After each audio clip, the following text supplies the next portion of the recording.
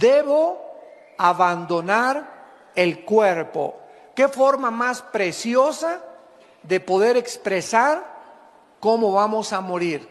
No dice porque ya voy a entregar los tenis o porque ya me voy a morir, como muchas veces lo expresamos en diferentes naciones, sino que de una forma muy bíblica y muy espiritual, la Biblia nos muestra que la muerte es simplemente salirnos de un envase, salirnos de un tabernáculo, porque aquí la palabra cuerpo es esquena en el griego, que es la palabra tabernáculo.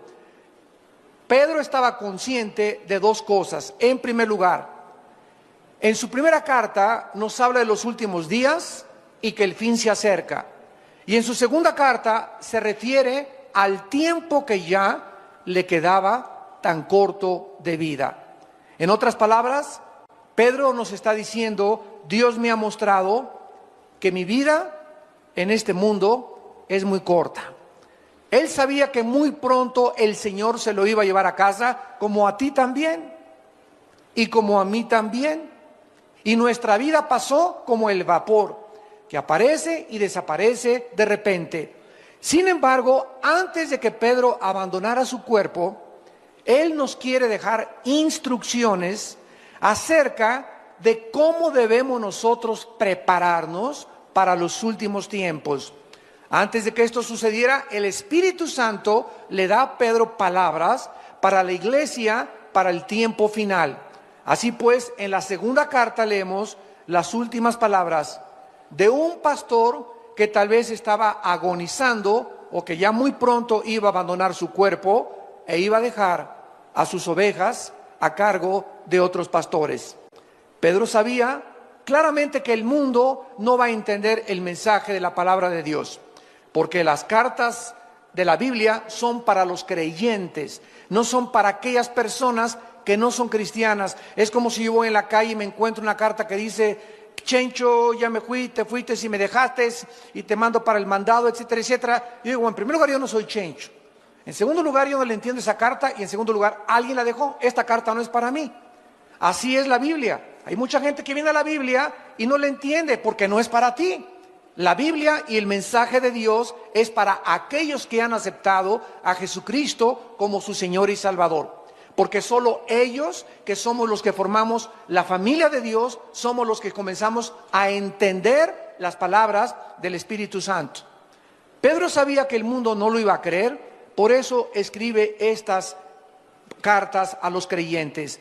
Esto es un mensaje de advertencia también, porque en su segunda carta, capítulo 2, versículo 1, comienza a prevenirnos de las cosas que vamos a enfrentar.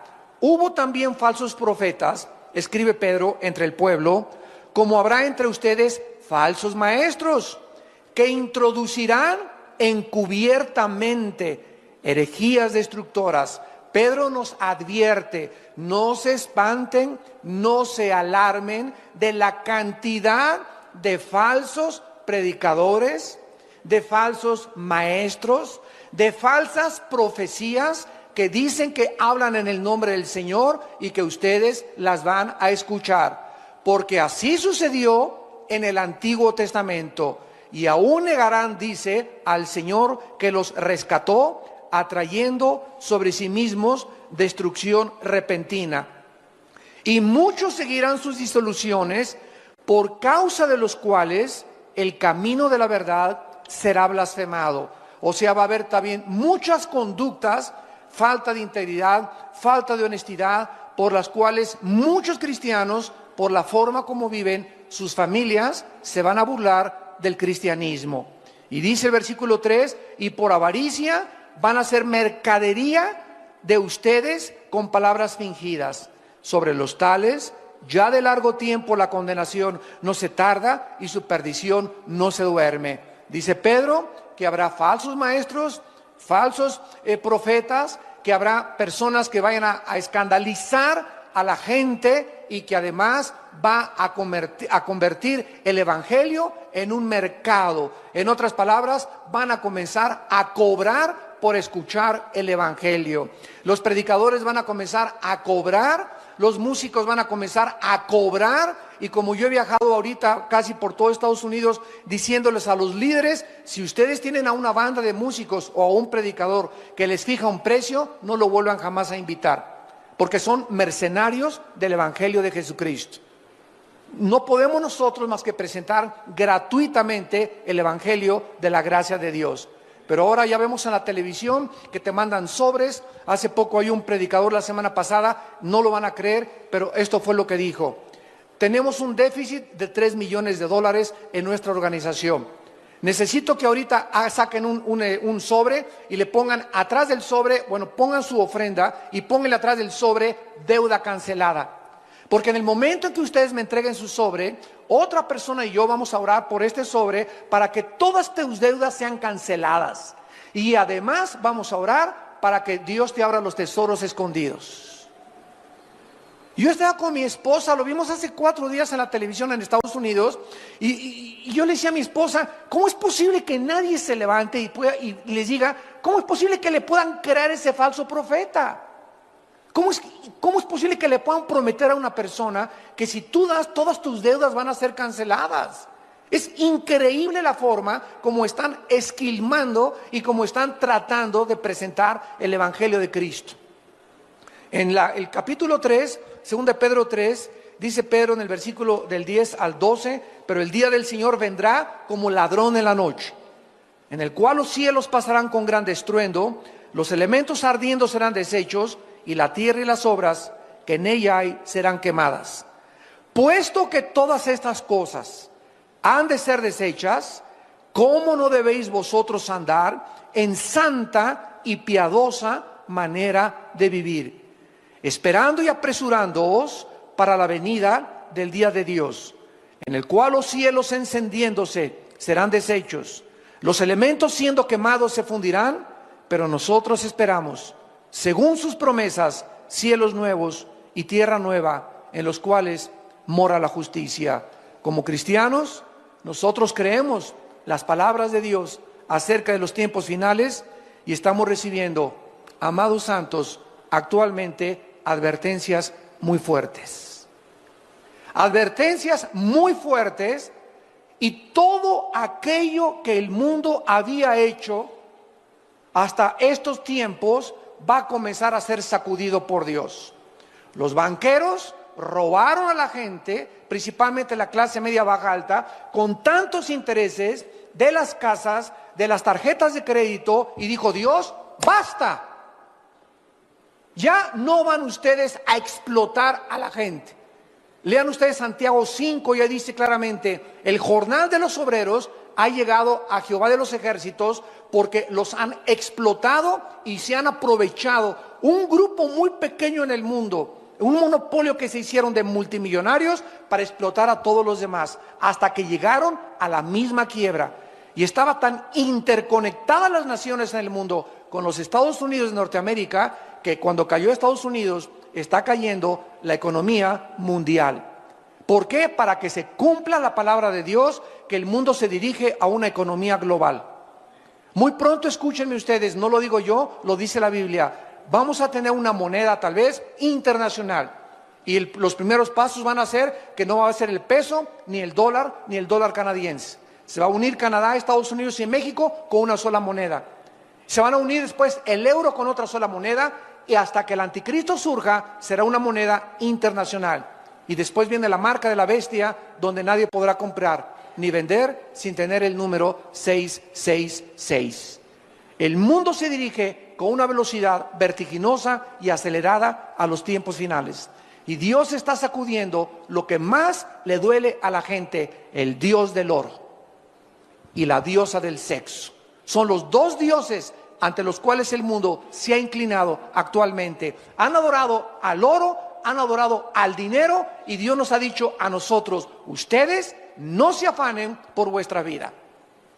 ¿Qué han de comer? ¿Qué han de beber? ¿Dónde han de dormir? Búsquenme, para que no se llenen sus corazones de glotonería y de los afanes de esta vida, y el día los sorprenda como ladrón. ¿Cómo debemos entonces prepararnos para estos tiempos que estamos viviendo? Es normal pensar, es lógico cómo vamos a sobrevivir los tiempos amenazadores que estamos enfrentando. Cuando las tormentas comiencen a azotar más fuerte y comience a llegar a tu vida, toda esperanza comience a escaparse de recuperación, como los que perdieron sus casas en Galveston, Texas, en Nueva Orleans, los que están sufriendo el incendio de sus casas en California, los tsunamis, los huracanes. Cuando llegue una devastación a tu vida, donde pierdas el trabajo y pierdas las cosas que tú crees que para ti eran lo más importante, entonces, ¿qué es lo que vas a hacer acerca de tu vida y de tu familia? ¿Qué vas a hacer acerca de tu trabajo, de tu casa, de tu comida y de tu ropa? Creo que esto es una preocupación lógica y legítima de todo creyente, pero de una manera asombrosa. Pedro no nos ofrece ningún consejo acerca de cómo prepararnos financieramente. No nos aconseja dónde invertir nuestro dinero. No nos aconseja nada de cómo proteger nuestra casa, ni cómo sobrevivir al calentamiento global o a la inflación. ¿Por qué? Vamos a ver enseguida los 4 consejos que nos ofrece el apóstol Pedro. Número 1. La primera cosa que debemos hacer para prepararnos para los tiempos que estamos viviendo es confiar en la fidelidad de Dios. Número 1. Pedro ya había experimentado la pobreza, ya había experimentado la fidelidad de Dios. Cuando seguían a Jesucristo, Cristo les enseñó a que no se preocuparan dónde iban a dormir al otro día, si iban a traer tortas, si iban a traer sándwiches, si iban a tener comida, porque ellos donde les agarraba la noche, ahí dormían. Y donde en la noche les sorprendiera, ahí ponían un cartón, un petate o sobre el pasto, y ahí comenzaron a aprender a despertarse todos los días y a seguir a ese hombre que dijo: Jesús, hoy no les va a faltar donde dormir, hoy no te va a faltar el techo, hoy no te va a faltar la comida. Vean ustedes, por ejemplo, en Mateo capítulo 8, versículo 20, que dice la Biblia, Mateo 8:20, Jesús les dijo a los discípulos: las zorras tienen guaridas y las aves de los cielos tienen nidos, mas el Hijo del Hombre no tiene donde recostar la cabeza. En Mateo capítulo 14, versículo 15 al 21, Mateo 14, del 15 al 21, les dice Jesús: cuando anochecía se acercaron los discípulos y le dijeron a Jesús: el lugar es desierto, la hora ya pasada, despide a la multitud para que se vayan por las aldeas y compren de comer. Jesús les dijo: no tienen necesidad de irse, denles ustedes de comer. Aquí se enfrentan con una situación donde había cerca de 5,000 personas y ya no tenían leche para los niños, ya no había comida en la noche, y los discípulos comenzaron a afanarse y a preocuparse. No tengo para mañana, no tengo para hoy en la noche para comer. Y Cristo les dice: denles ustedes. Y en ese momento se voltean los discípulos, ¿verdad? Y le han de haber dicho: Señor, no trajimos sándwiches. No hay ni un McDonald's abierto a estas horas. No hay nada absolutamente que podamos recurrir. Ellos dijeron: no hay más que 5 peces y 5 panes y 2 peces. Y Cristo dijo: lo poco que tú tienes, escucha este principio, lo poco que tengamos con la bendición de Dios se multiplica. Lo poco que tengamos, si tenemos la bendición de Dios, se nos va a multiplicar. Tráiganme lo poquito que tengan, dijo Jesucristo, y entonces mandó a la gente recostarse sobre la hierba, y tomando los 5 panes y los 2 peces, levantando los ojos al cielo, los bendijo y partió, y dio los panes a los discípulos y los discípulos a la multitud. Esta es la razón por la cual antes de cada alimento, antes de desayunar, antes de comer y antes de cenar, bendice los alimentos en el nombre de Jesús y denle gracias a Dios de los frijolitos refritos, de los totopitos que tienes y tal vez de el vaso de leche que tienes, porque si tú reconoces en lo poco, Padre, gracias porque pudimos desayunar por lo menos esta mañana, pudimos cenar, mis hijos, no tenemos muchas cosas, pero tuvimos para comer. Cuando Dios ve ese corazón agradecido, que lo alabamos y lo bendecimos por lo poco que tenemos, entonces Dios bendice y nos multiplica lo que no tenemos. Pero si nosotros ya comemos como si no lo mereciéramos, en el nombre de Jesús te pido tus alimentos, guárdalos en el hueco de tu mano, dales a los que no lo tienen, amén. Cómprate una cotorra de África, o un perico, o una grabadora, y comienza a hacer que ese perico, esa grabadora, ore en lugar de ti, porque muchas oraciones de muchos de ustedes caen en la mecánica, comienzan a ser autómatas de Dios, robots de Dios. Ya la oración que dan no es del corazón, ya nomás sacas tu estampita y te echas la presinada también. Tenemos que sentir en el corazón, Padre, gracias por este pollo, gracias por este tibón, gracias por estos cornflakes, gracias por lo que nos das. No perdamos el sentimiento de la gratitud. Es horrible comenzar a vivir creyendo que lo que tenemos no lo merecemos. Gracias por este día, Padre. Gracias porque llegué al aeropuerto, Padre. Gracias porque me guardaste. Gracias por este día, Señor. Nos acostamos con el corazón lleno de gratitud. Y eso es lo que Dios está pidiéndonos. Que no nos olvidemos de que tenemos la vida, estamos respirando y tenemos que comer.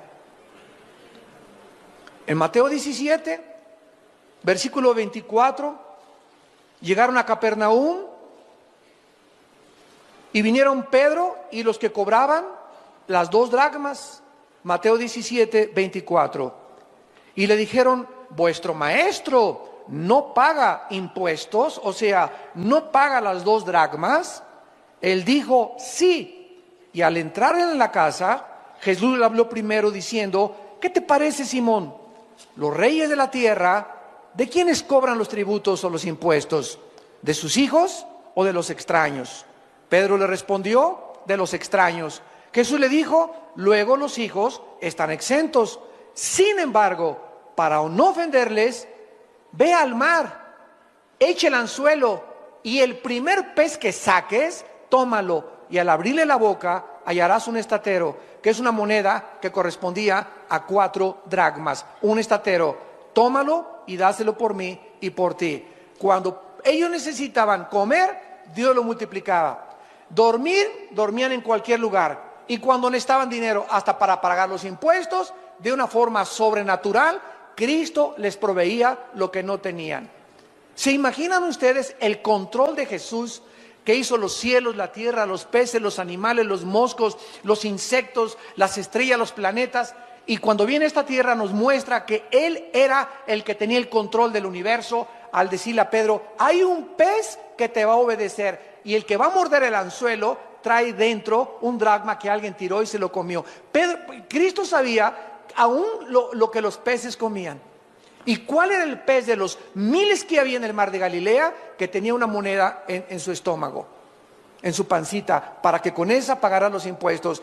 ¿Tú crees que a ti no te dará Dios lo que tú necesitas si tú se lo pides? Si un hijo le pide a su padre un pan, ¿le daremos una serpiente a nuestro hijo? ¿Cuánto más nosotros, cuando tenemos una necesidad, debemos nosotros de seguir confiando en Dios? Los apóstoles aprendieron a vivir sin dinero y con dinero. Los apóstoles comenzaron a experimentar que Dios es poderoso para nunca dejarnos ni abandonarnos. Sabían lo que significaba dormir bajo las estrellas, sin cama ni almohadas. Siguieron a Jesús sin tener un empleo fijo ni promesas de dinero alguno. Solo eran dueños de la ropa que traían y de las sandalias que traían puestas. Y tú tienes 3 pares de tenis, tienes 2 pares de jeans, tienes 3 camisas, ya vas de gane. Tienes un techo, no estás a la intemperie durmiendo. Tienes un jacalito donde duermes arriba de un petate. Tienes un horno ahí para que te caliente. En otras palabras, los discípulos aprendieron a confiar en la provisión diaria de Dios para todas sus necesidades. Esto es lo que nosotros tenemos que aprender. En Filipenses capítulo 4, Filipenses capítulo 4, versículos del 11 al 13, el apóstol Pablo, al igual que Pedro, nos escribe estas palabras. Filipenses 4, del 11 al 13. Y dice el apóstol Pablo: no lo digo porque tenga escasez, pues he aprendido ¿a qué? ¿Cuál es la clave para ser feliz? No es tener dinero, porque si solamente eres feliz cuando tienes dinero, qué miserable vas a ser cuando no lo tengas. La clave de la Biblia es que aprendamos a contentarnos con o sin. Porque si no tienes, estás contento porque no dependes de tu contentamiento si tienes. Porque no toda la vida vamos a tener. Yo recuerdo cuando yo inicié el ministerio en 1979. Me fui casi 4 o 5 años de misionero a la sierra de Guerrero y de Oaxaca. Y durante 3 años anduve en la sierra con los indígenas durmiendo en petates, en casas de adobe, en pueblos de leprosos. No teníamos para comer, comíamos lo que pescaba yo en el mar. Y lo que arrancábamos, los mangos que arrancábamos de los árboles, esa era la comida de mi familia durante 4 o 5 años. Y nunca dejamos de comer mangos, nunca dejamos de comer manzanas, y siempre pescaba algo en el mar para llegar y hacer un pez o 2 peces, y comimos pescado durante 4 o 5 años porque éramos tan pobres que no teníamos. Mi primer coche lo compré hasta 1987, una combi que un hermano me regaló en México. Y andaba en México en las camionetas y en las peceras para acá y para allá, en la lluvia dando estudios con las iglesias, etcétera, etcétera. No todo lo tenemos hasta ahorita. Pero han pasado 30 años del ministerio y me he dado cuenta que nos usó a nosotros, a Dios, para abrir el camino y para enseñarnos precisamente a que nada nos debe detener. Dios me enseñó y aprendí a contentarme cualquiera que sea mi situación. Si ahora soy pobre, ya no le voy a tener miedo a la pobreza, porque ya sé lo que es ser pobre. Ya aprendí que cuando estaba con Él era contento, y me acuerdo que llegaba a la casa y cantábamos himnos, y con una vela hasta las 3 de la mañana estudiaba teología, porque ni luz teníamos en la cabañita que vivíamos en Acapulco, en una montaña. Entonces yo me río de ver hacia ahí la pobreza, me río porque ya he aprendido a contentarme y no me hace falta que no tener. Y es lo que muchos desgraciadamente no han podido aprender. Crían a sus hijos como niños pirrurations. Y les dan reloj ya a los 12 años y a los 15 años su coche, etcétera, etcétera. Y estamos criando una generación de chavos perruris que no saben lo que es sufrir y no saben lo que es ganarse el pan con el sudor de su frente. Y es cuando nosotros se casan a los 24, 25 años de edad y ya quieren tener su Sony Trinitron, tienen que tener alfombras persas, persianas de Liverpool y de Palacio de Hierro, y quieren tener todo. Y si no lo tienen, se suicidan o roban o se divorcian, porque mi mamá me crió en camas de sábanas de seda. Y comíamos puro caviar y comíamos puro chivo importado.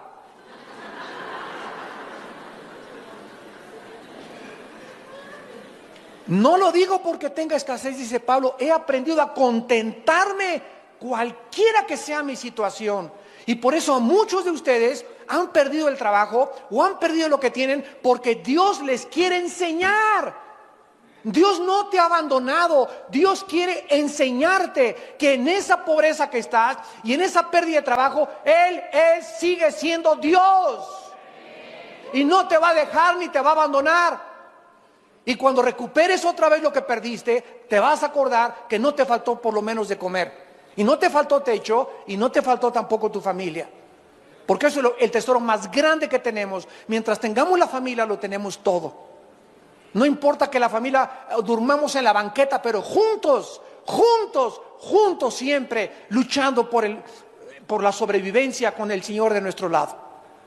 Diré yo a Jehová, esperanza mía, castillo mío, mi Dios, en quien confiaré. Y no diré yo al banco y la bolsa de valores y Wall Street, en quien confiaré. Pues en aquellos que están confiando en eso, Dios se los ha derrumbado, para que no pongan sus ojos en falsos ídolos, más que en el Dios viviente que le da vida y aliento a todas las cosas. Dice Pablo, versículo 12, sé vivir humildemente, sé tener abundancia, en todo y por todo estoy enseñado, para estar saciado como para tener hambre, para tener abundancia como para padecer necesidad. Y el secreto está en el versículo 3, todo lo puedo en Cristo que me fortalece. Ese es el secreto. Ay de ustedes los que hacen dinero y no han aprendido a vivir con el dinero, porque el dinero los echa a perder. Hay de ustedes de los que la noche a la mañana se enriquecen y no saben qué hacer con el dinero.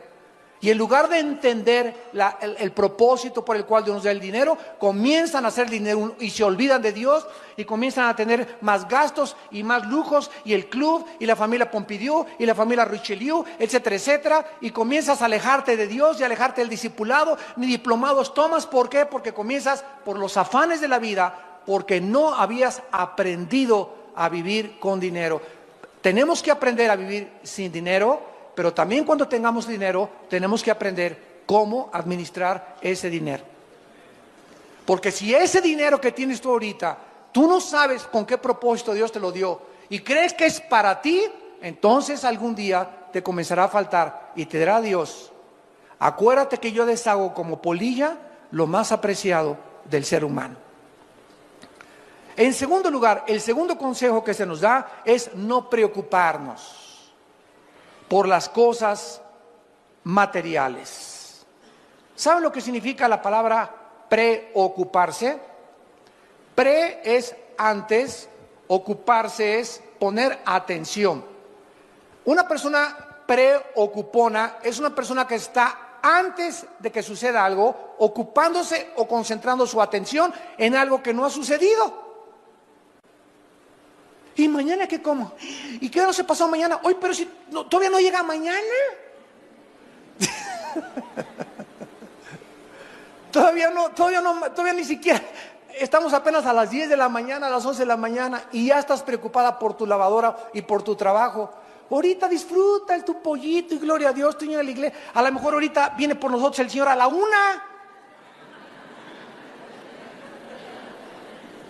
La pregunta más importante que Dios nos haría en estos tiempos es la siguiente: ¿qué hay en tu corazón en estos últimos tiempos?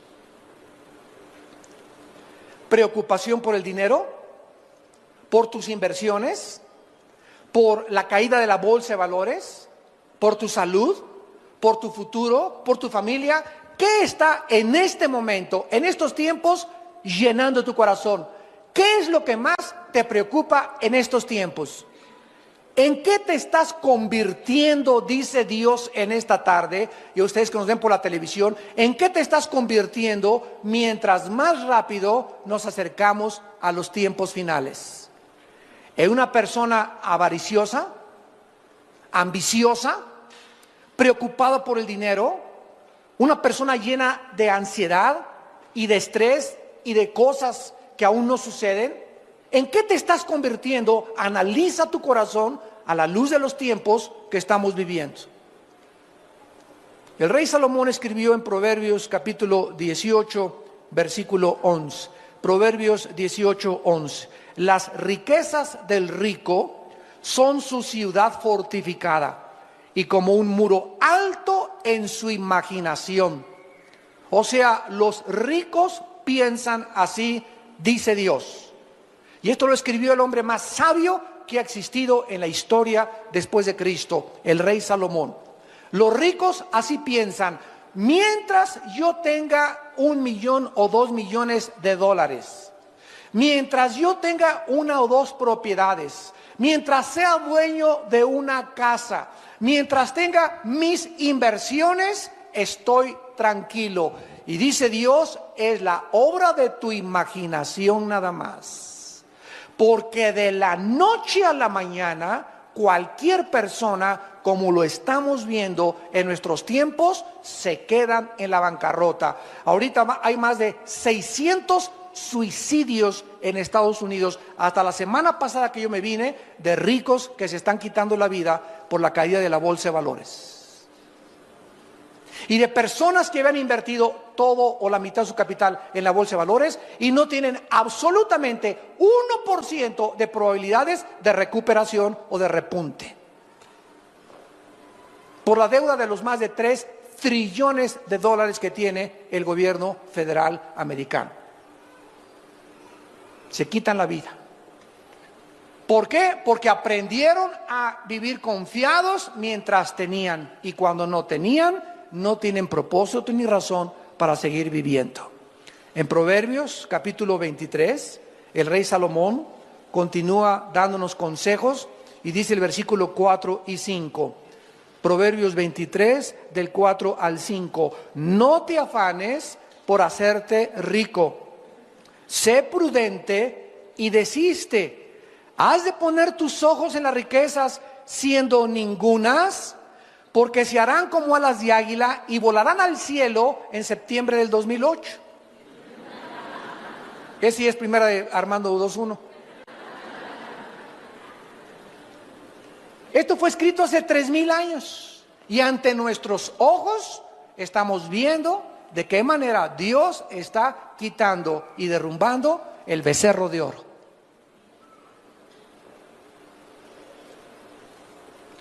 En 1 de Timoteo capítulo 6, en el Nuevo Testamento, el apóstol Pablo también tiene palabras para nosotros. Y dice en 1 de Timoteo capítulo 6, versículo 6 en adelante. Pero gran ganancia es la piedad acompañada, otra vez igual que Pedro y que Pablo, contentamiento. Gran ganancia es la piedad acompañada de contentamiento. La palabra piedad, eusebia en el griego, significa la vida o vivir cerca de Dios. Tú vas a ganar, nunca vas a perder. Mientras tú vivas cerca de Dios, siempre vas a ganar. ¿Por qué? Porque cuando vivimos cerca de Dios, en su presencia hay plenitud de gozo. Los que viven cerca de Dios tienen que estar contentos, cualquiera que sea su situación. Porque viven alabando a Dios, dándole gracias a Dios, de que por lo menos tienen que comer.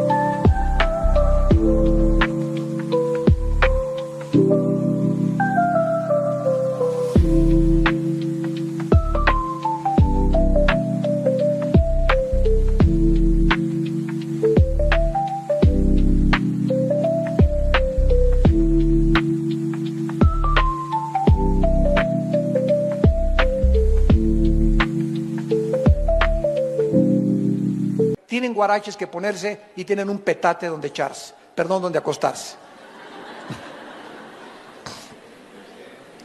Porque nada hemos traído a este mundo y sin duda nada podremos sacar. Imagínate cualquier persona rica que nos escuche en este momento, que has guardado y échale y abonos y el dinero y hasta abajo el colchón, y de repente hoy te mueres un accidente, una embolia, un ataque al corazón y tú tenías dos propiedades, y cuando te entierran en el ataúd, ni el anillo que traes de casado te llevas. Todo se queda de la noche a la mañana y va a estar tu familia como alacranes peleándose la herencia. Ahí en el panteón van a comenzar los pleitos ya por ver quién tiene más herencia. Así es el corazón humano. ¿Y para qué lo que guardaste? Lo guardaste para que lo heredaran y se convirtiera en maldición en tus hijos y en mucha familia. Así que teniendo sustento y abrigo, estemos contentos por el amor de Dios. Teniendo sustento y abrigo, estemos contentos, porque los que quieren enriquecerse caen en tentación y lazo, y en muchas codicias necias y dañosas que hunden a los hombres en destrucción y perdición, porque raíz de todos los males es el amor al dinero. No dice que el dinero sea una maldición, dice que es el amor al dinero lo que es una maldición, porque amando el dinero y codiciándolo se extraviaron de la fe y fueron traspasados de muchos dolores. La raíz de todos los males es la ambición y la avaricia de guardar más de lo que tenemos. No está diciendo que los ricos no van a entrar al cielo, ni Dios está en contra que tú tengas un Ferrari el lunes y un Mercedes y un Lamborghini el miércoles. Si tienes y ganas 3 millones de dólares, te puedes dar ese lujo mientras le des a Dios proporcionalmente. Si ganas 3 millones de dólares, dale 1,5 millones de dólares a la obra. Y dice Dios, yo no tengo ningún empacho en que te quedes con 1,5 millones al mes. ¿Por qué? Porque veo que el dinero no es un ídolo para ti. No te has olvidado de mí, dice el Señor. Ese es el secreto del dinero. Pero cuando comenzamos a tener dinero y comenzamos a guardar de más, habiendo tantas necesidades, orfanatorios, que institutos, que comprar un edificio, etcétera, etcétera, y tú guardas y échale, es cuando Dios se enoja contra nosotros, porque nos convertimos en avariciosos, en codiciosos y en personas que vamos a ser algún día hundidas en perdición y maldición. Dice en Eclesiastés capítulo 5 en el Antiguo Testamento, después de Proverbios está Eclesiastés, y dice Salomón: el hombre más multimillonario que ha existido en toda la historia, Salomón. Nadie ha tenido más dinero que Salomón. Ni Howard Hughes, ¿verdad? Ni Bill Gates, ni Carlos Slim, ni ningún otro millonario actual se compara con las riquezas que tuvo Salomón. Y escuchen lo que dijo Salomón, Eclesiastés 5, versículo 10 en adelante. El que ama el dinero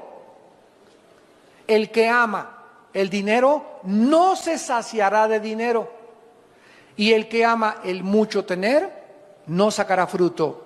Esto es vanidad. Cuando aumentan los bienes, también aumentan los que los consumen. Qué bien pues tendrá su dueño sino verlo con sus ojos. Dulce es el sueño del trabajador, coma mucho, coma poco, pero al rico no lo deja dormir la abundancia. Qué ironía del destino, ¿verdad? El campesino va y siembra su maicito y su caballito y su burrito, y en la noche, pero el rico, mis inversiones, el cuento, la computadora, la laptop y esto y el otro. Y vemos, ¿verdad?, que aquel que no tiene nada, ¿de qué se preocupa que hoy la bolsa de valores? ¿Y qué? Pero ¿quiénes son ahorita los que se están matando? ¿Quiénes son ahorita los que están suicidando? ¿Quiénes son ahorita los que están comprando Prozac, pastillas tranquilizantes, y le están entrando más a la coca y más al alcohol? ¿Quiénes? Aquellos que tenían puestos sus ojos y que amaban el dinero. Para ellos es esta maldición. Y dice el versículo 13, hay un mal doloroso que he visto debajo del sol, las riquezas guardadas por sus dueños para su mal, las cuales se pierden en malas ocupaciones, y a los hijos que engendraron, escucha, nada les queda en su mano. Jesús nos dejó consejos, amados santos de Dios, de cómo sobrevivir.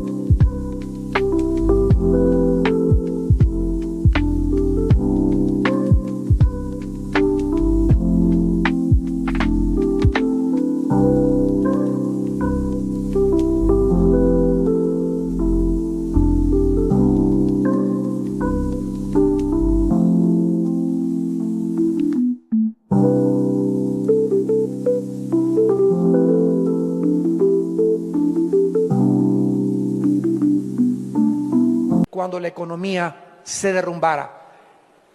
No nos dejó consejos de cómo invertir ni qué guardar, sino que al contrario, nos dio instrucciones el Señor Jesucristo muy claras en Mateo capítulo 6.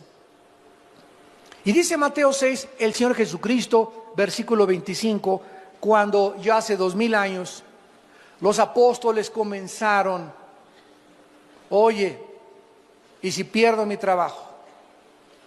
Oye, ¿y si ya no tengo para mañana qué comer? ¿Y si el Señor Jesucristo nos deja?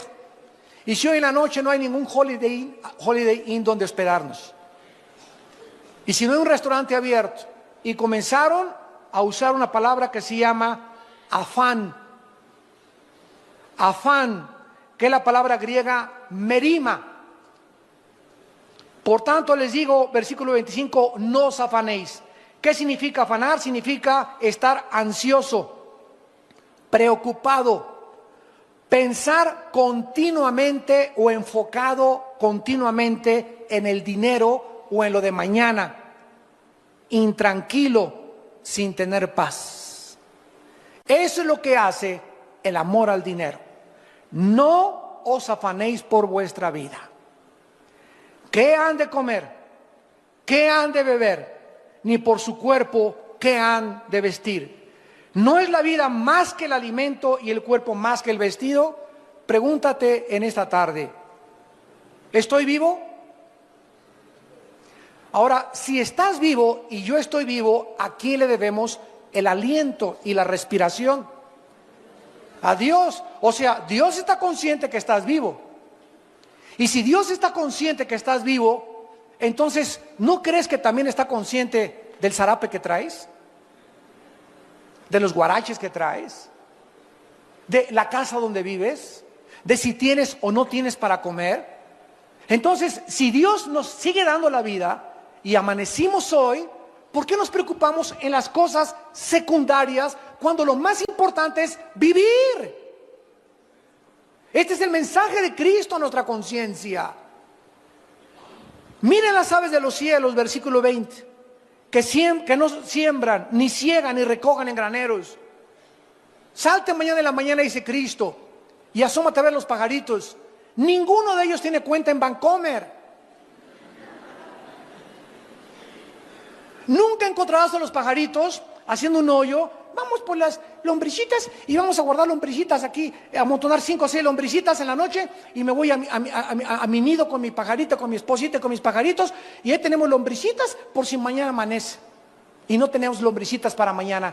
Dios puso un programa en los pajaritos para que fueran una lección a nosotros y para que los observáramos. Si Dios les puso ese programa donde ellos no deben de amontonar ni guardar para mañana, ¿por qué entonces lo hacemos nosotros? ¿Por qué desconfiamos del poder y la misericordia de Dios? Y vuestro Padre Celestial alimenta a las aves, ¿no valen ustedes más que ellas? Un pajarito, ¿cuánto cuesta? 3 pesos. Hasta peso te los venden en el mercado a veces. ¿Y cuánto vales tú?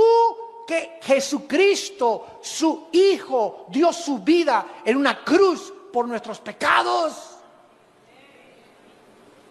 ¿Y te estás preocupando por mañana? Qué enojado está Dios contigo. Qué triste y qué desgarrado tiene su corazón Dios. Porque sin fe es imposible agradar a Dios. Si no la fe es confiar. Si no confiamos en Dios y no está Dios viendo que estamos confiando en Él, no lo estamos agradando. Puedes aplaudir, tocar el pandero, gritar, hacer 1000 cosas, levantar iglesias, predicar el evangelio, pero la única forma y la más importante forma en la que Dios está contando con nosotros, contento, es que vivamos confiando en su provisión diaria. ¿Y quién de ustedes, dice el versículo 27, podrá añadir a su estatura un codo? Tú naciste chaparrito con unos 55 de estatura, aunque te pongas tan corto no vas a crecer. Eso es forma genéticamente ya parte del cuerpo humano. Por más que le hagas así, y le hagas así, y le hagas así, no vas a crecer. Y así si tú dices, voy a tener 2 empleos ahora para tener más dinero y mi esposa la voy a meter a trabajar para que entre los dos gastemos el sustento cuando tienen niños chiquitos. Dios quiere que tu esposa se quede en su casa y los niños nada de guardería, que los cuide tu esposa, y si tú confías en Él, aunque tú te afanes, no vas a progresar más, porque aunque tú te afanes y ella se afane y les entre más...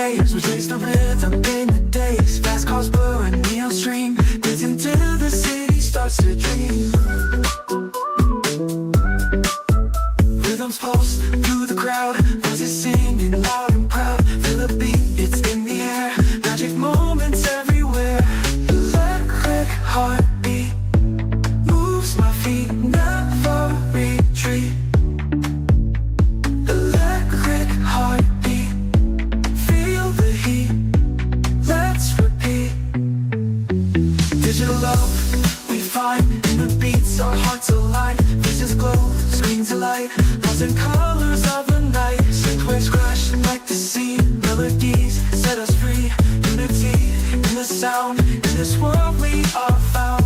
This feeling takes control, sparks ignite within my soul. While you're tight, can't deny. Electric hearts reaching for the sky. Electric. Dinero, no van a ser felices ni van a disfrutar lo que tienen.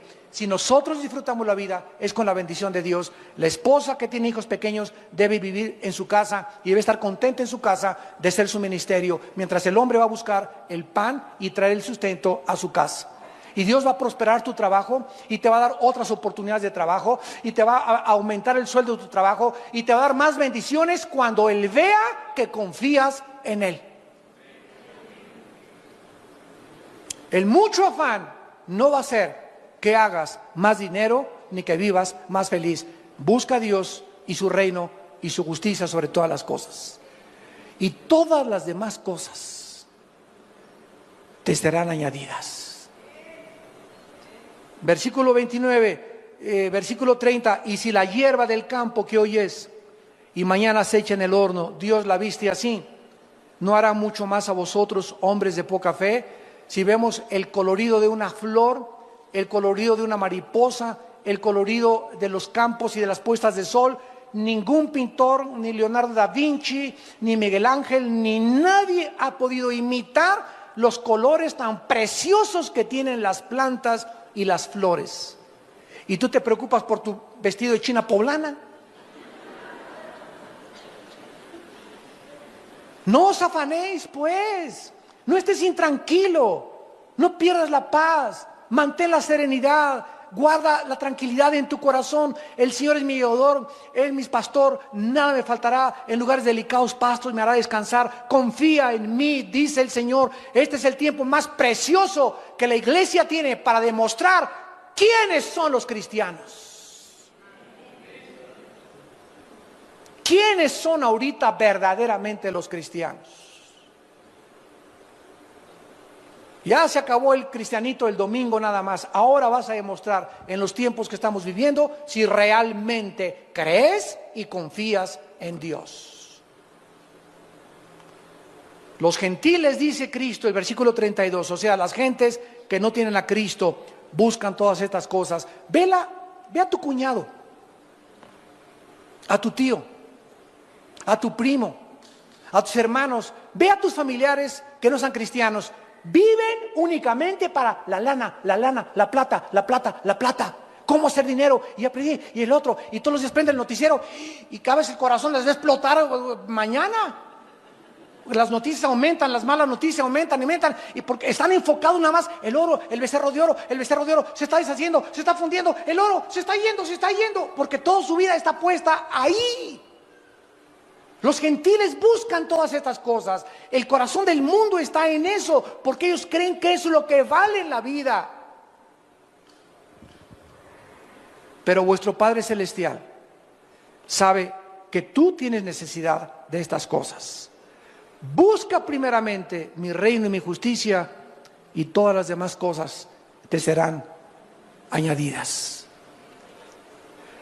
Y finalmente, regresamos a 1 de Pedro 4, se nos da el cuarto consejo: prepararnos espiritualmente. Dice en 1 de Pedro 4:7, mas el fin de todas las cosas se acerca, sean sobrios y velen en oración. Si tú ya sabes ahora hasta este momento que no te va a faltar, Dios va a proveer milagrosamente en tu casa, como lo hizo con una viuda que se llamaba de Sarepta y su profeta Elías. Dios le dice una vez a Elías: quiero que vayas a un pueblito, y al entrar al pueblito va a estar una señora que es viuda recogiendo leña. Y quiero que cuando llegues a ese pueblito le digas a esta viuda que te lleve a tu casa y que te dé de comer. ¿Por qué no le dijo Cristo: quiero que llegues al Holiday Inn? O te voy a mandar con una familia que tienen cornflakes, que tienen avena, que tienen bastante para desayunar, tienen hasta chorizo de Toluca para que te hagan de desayunar. ¿Por qué Dios manda a su profeta con la mujer más pobre de todo el pueblo? Parecería a primera vista falta de misericordia, ¿no es verdad? Caray, aún lo que no tiene se le va a ir a quitar a esa pobre. ¿Cómo lo manda con la que no tiene? Pues llega Elías y la viuda le dice: sí, con mucho gusto, tengo nada más en mi casa, ni cornflakes ni avena, tengo nada más un poquitito de aceite y un poquitito de harina para hacer y freír una sola pieza de pan o un hot cake. Y la viuda hace lo que le queda, y tenía un hijo la viuda. Era para ella y para su hijo.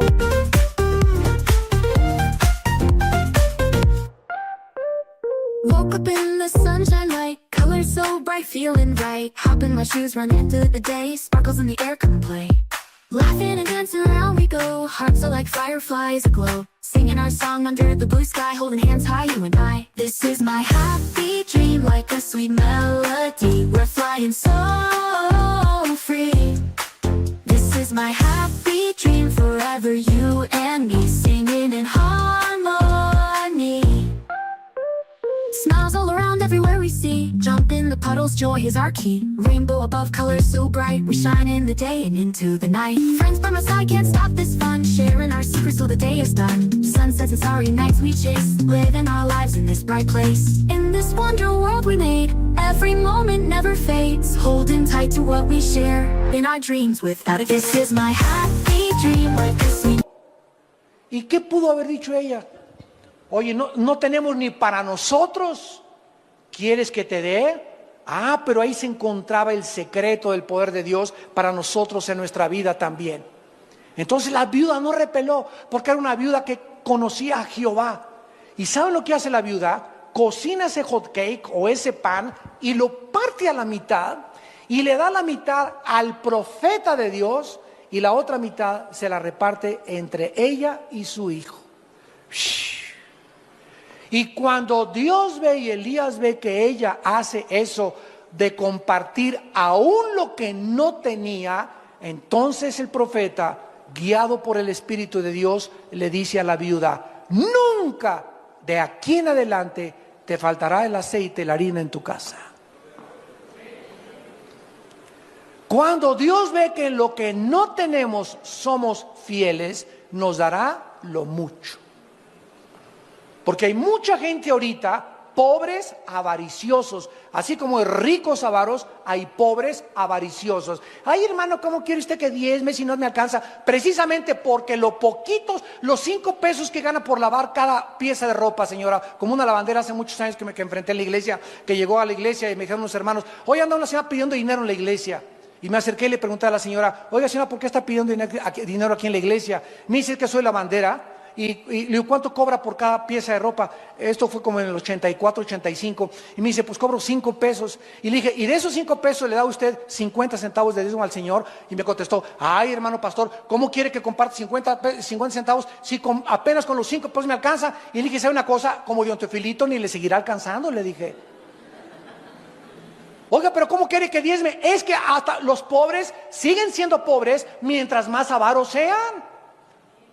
Pero si usted, aunque lo poquito que tiene, como la viuda, y le da al Señor y es fiel, aunque me vaya en camión, Señor, pero aquí está lo que te corresponde a ti, nunca te faltará, porque Dios le da la cosecha al que siembra.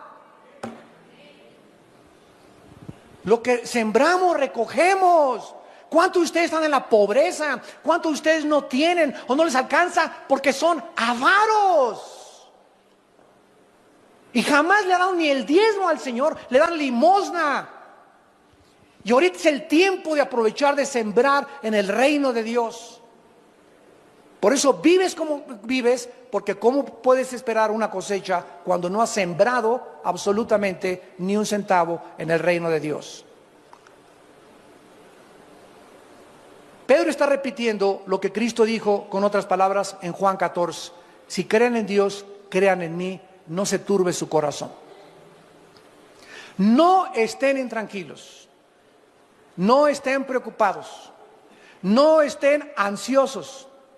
Voy a preparar un lugar para ustedes, para que donde yo voy, ustedes también estén. Si ustedes tienen mis mandamientos y los guardan, ese es el que me ama. Y el que me ama, yo lo amaré. Y mi Padre lo amará también.